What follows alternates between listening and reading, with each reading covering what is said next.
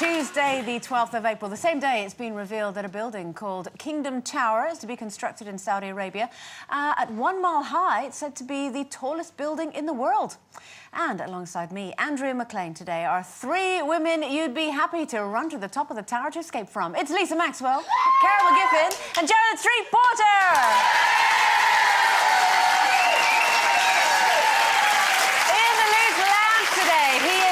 Britain's most popular actor is telling us about his latest ITV1 drama, The Reckoning. It's Max Beasley, and she's the inspirational woman who's shown nothing but extraordinary courage and bravery after a vicious acid attack left her permanently disfigured.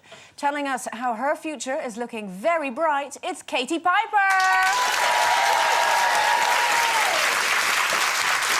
More from Max and Katie in just a bit, but first, down to business. And it looks like the summer sun has got us all shedding our clothes, with some lawyers in the city shedding a few too many layers, according to their bosses. City law firm Allen & Overy, the firm that Chelsea Davy is due to join in September, have had to send an email around warning its trainee lawyers, in particular the females, that it's been noted their skirts have become shorter and heels have become higher, and they were told they looked like they were going clubbing instead of to the office. So, when it comes to, you know, dealing with professionals, do you give those in a short skirt, short shrift? Well, I think if you're a lawyer, I think it's a bit out of order, don't you? With a mini skirt and... What's the high heels got to do with summer, anyway?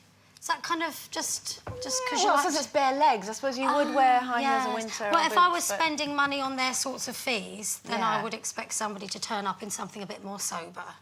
Yeah. But, it's not too much to ask. I don't think so, do you?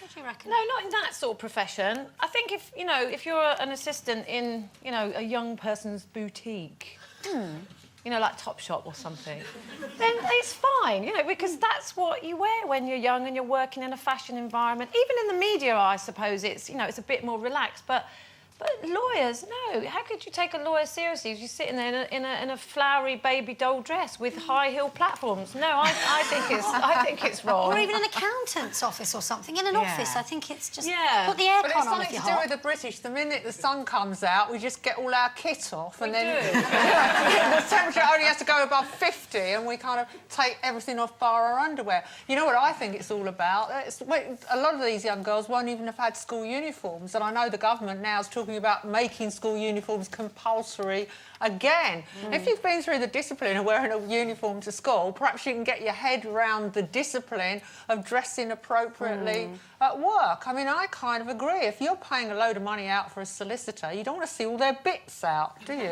No, do you know what? When you're in Singapore, where it is permanently 95 degrees, I mean, it's right on the equator, it's boiling hot there.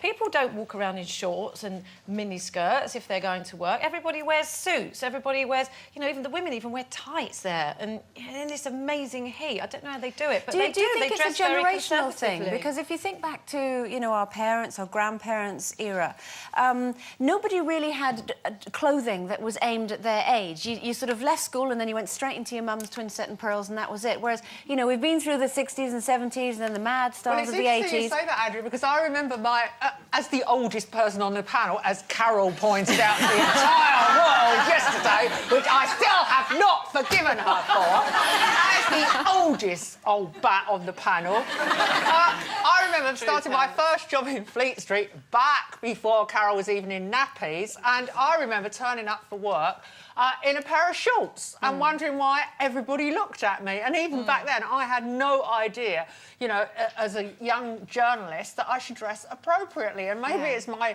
me sounding like a bit of a grumpy old woman, but I do think now it does send out the wrong message, that people don't take you seriously.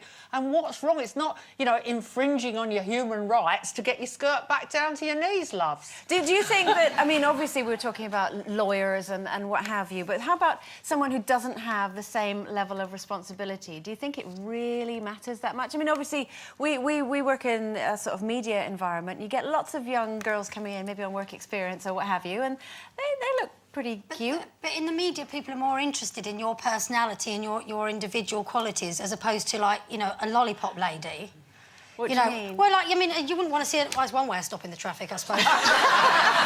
but you wouldn't. You'd like to see them in the uniform with the, you know, the white coat, and it's all part of it. Anyone with authority, I think, needs to be kind of. And also, there are some professions that kind of demand that look. What look?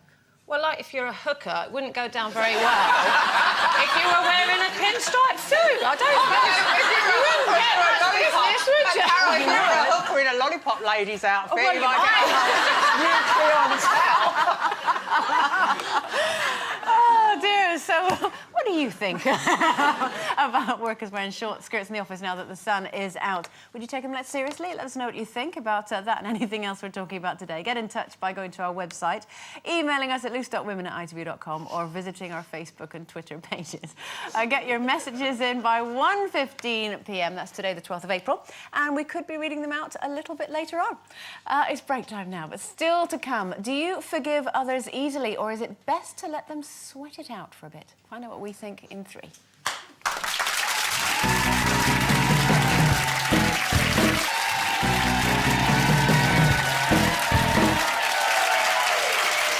Welcome back to Loose Women this Tuesday afternoon. Now, it may be a key Christian principle, but the art of forgiveness may come to us all too easily, according to the Archbishop of Canterbury. Dr. Rowan Williams has told the Radio Times that the atrocities we faced in our society in the 20th century have focused our minds on the dangers of forgiving too easily, which can make suffering appear not to matter. In his Easter sermon last year, he told the congregation, our future is bound up with whether we are able to turn to those we have hurt and seek forgiveness. But can you forgive if those that have wronged you, if you feel they haven't suffered? I do. People that have dreadful things that happen to them and you see them forgive because they have a faith or whatever, I find that truly inspirational. I think it's amazing when people are able to do that. I find it quite difficult to say sorry. It's something in my family. It's like a pride thing, and I know the importance of it, but I do over little things. Do you know what I mean? And I have harboured a grudge, and it isn't about teaching someone a lesson, but it does actually have a negative effect on you in the long term. This was a grudge that sort of started about 11, 12 years ago, and I made a decision very carefully at the time that I was wronged, and I've looked at it, revisited it, and thought I was wronged by somebody, and my life would probably be a bit easier if I just let it go.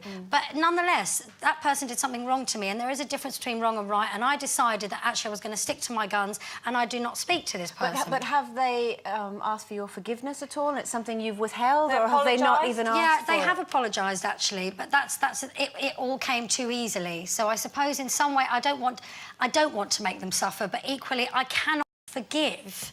I can't find it in myself to forgive what actually happened. It's interesting you should say that, because Jamie Bulger's mother was on the television yesterday and she cannot forgive the killers of her son. She just can't. That's a much bigger thing.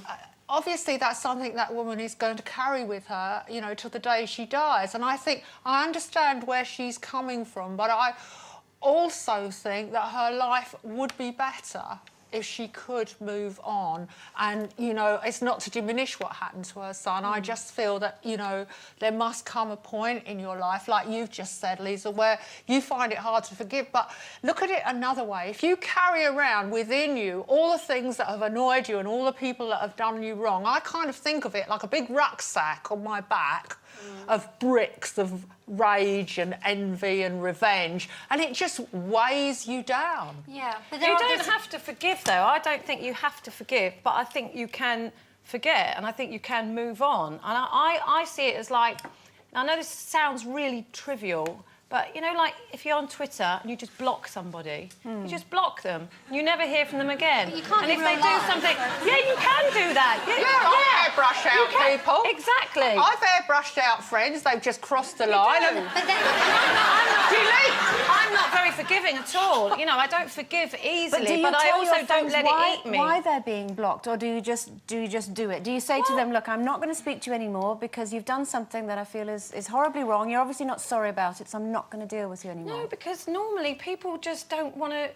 if I have to tell someone what they've done and why they've upset me, and they don't already know, then, you know, I think that's wrong. You know, and if you don't know why you've upset me, and you don't know what you've done, I'm not going to tell you. Surely it's I'd better rather to give just someone not... the opportunity to... No. In certain if they don't instances, have the Andrea, foresight no. to know that maybe their behaviour is unacceptable or they've done something. No, but surely if they it's better can't to see give, it, no. Surely it's better to give them the opportunity to take a step back and look at it. And then if they decide, well, I don't think I've done anything wrong, you've at least addressed it. But there is the problem that in society now, politicians say sorry every day of the week. They say sorry for things that happened before they were alive. We said sorry for slavery. And so the whole business, I see where the Archbishop is coming from, but unfortunately, the whole business of apologising in modern society has been totally devalued. What you need to do is move, like I did, and not tell the people you don't like. No, my parents... Now they know who they are. No, Lisa, my parents did that to me. Don't you remember? Your own parents? Yeah, they moved. Don't you remember? I was away on holiday and I rang home and somebody else answered. Yes. I'll tell you what else can get you through the night. Yeah. You know, if something... Because I don't let things eat away at me and I don't dwell on them, I don't really bear grudges, but I do have this sort of insane belief that whatever... People always get what they deserve. And if they do something bad to me, I just leave it and I think one day they'll get their comeuppance. Yeah. And usually they do.